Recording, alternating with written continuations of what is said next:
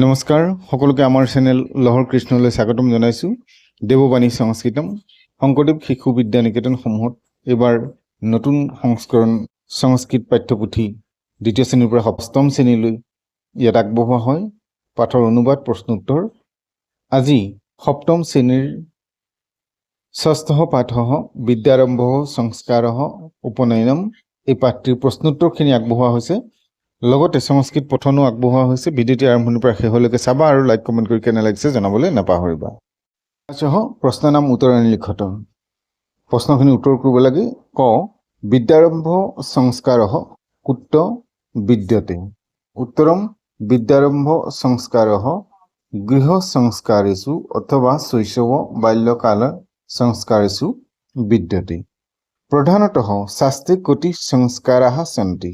प्रधानतः शास्त्रे षोडश संस्काराः सन्ति। ग संस्काराणाम् आरभ्य कस्मात् संस्कारात् भवति। संस्काराणाम् आरभ्यः गर्भधारणात् भवति। कं कस्य समीपं नियते उपनयन संस्कारे मानवं अथवा बालकं आशयस्य समीपं नियते। अर्थात शिष्यः বা ছাত্ৰঃ গুৰুগৃহং নয়তি। ঙ মহৰ্ষি পাৰস্কৰস্য গ্ৰন্থঃ কঃ। মহৰ্ষি পাৰস্কৰস্য গ্ৰন্থঃ अस्ति পাৰস্কৰ গৃহসূত্ৰম। স্নাতকাः কতি বিধাः। উত্তৰম স্নাতকাः ত্রিবিধাः ভবতি। ব্রতস্নাতকः বিদ্যাস্নাতকः ব্রতস্নাতকः চ। কং পতিত সাবিত্রিকং উচ্যতে। उत्तरम जेषां नियतकाले अध्ययनं समाप्तिं कर्तुं न शक्नुवन्ति ते पतित सावित्रिकाः उच्यन्ते। य पतित सावित्रिकाः कथं पुनः अध्ययनं कुर्वन्ति। उत्तरम पतित सावित्रिकाः व्रतस्तुं नामकं यज्ञं कृत्वा पुनः अध्ययनं कुर्वन्ति। ब्रह्मचारिणः किं नामकं व्रतम् आचरन्ति। ब्रह्मचारिणः महाव्रतम् आचरन्ति। सावित्रीमन्त्रः केन छन्देन पाठयन्ति। उत्तरं सावित्रीमन्त्रः गायत्री छन्देन पाठयन्ति। 2 নম্বৰ দিছে ৰিক্ত স্থানানি পূৰণ খালি ঠাই পূৰ কৰিব লাগে। উপনয়ন সংস্কাৰः বালকस्य অষ্টমে বৰ্ষে ভৱতি। सह विनयन तथा श्रद्धया शिष्यरूपेण प्रतिभाति। बालकः गुरुगृहे आश्रमे स्थित्वा शिक्षाग्रहणं करोति। ये यथासमये अध्ययनं समाप्तिं न कुर्वन्ति ते पतित सावित्रिक आख्यायन्ते।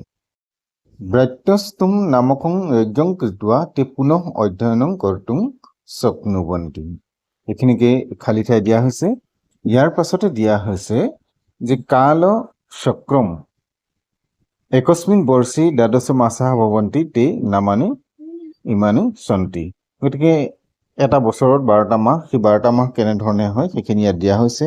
চৈতঃ বৈশাখঃ জ্যেষ্ঠঃ আষাঢ়ঃ শ্ৰাৱণঃ ভাদ্ৰপদঃ আশ্বিনঃ কাৰ্তিকঃ মাৰ্গশীৰ্ষঃ পৌষঃ মাঘঃ ফাল্গুনঃ।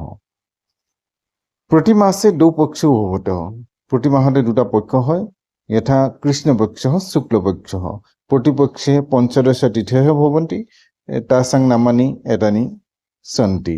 15টা तिथि হয়। সেই 15টা तिथि কি কি ইয়াত দেখুওৱা হৈছে। प्रतिपदा द्वितीया तृतीया चतुर्थी पंचमी षष्ठी सप्तमी अष्टमी नवमी दशमी एकादशी द्वादशी त्रयोदशी चतुर्दशी অমাবস্যা পঞ্চদশীত আছে অমাবস্যা বা পূৰ্ণিমা কৃষ্ণপক্ষে আৰু শুক্লপক্ষে এইকেইটা দেখুওৱা হৈছে। তাৰপিছতে আছে প্ৰতিবৰ্ষে ষট ঋতু ভৱন্তি। প্ৰতি বছৰত 6টা ঋতু হয়। যেনেকৈ ঋতুনাং নামানি ইমানি সন্তি গ্ৰীষ্ম বৰ্ষা শৰৎ হেমন্ত শিশিৰঃ বসন্তঃ। গতিকে এইখিনি আছে। তোমালোকে এইখিনি ভাল ধৰণে মুখস্থ কৰিবা। আজিলৈ পাঠ ইমানতে সামৰিছোঁ। পৰৱৰ্তী নতুন পাঠ লৈ আহিম। তোমালোকে চেনেলটো চাই থাকিবা আৰু চেনেলটোত যদি নতুন এবাৰ ছাবস্ক্ৰাইব কৰি বেল আইকনটো প্ৰেছ কৰিলে পৰৱৰ্তী পাঠসমূহ লগে লগে লাভ কৰিবা। নমো নমঃ।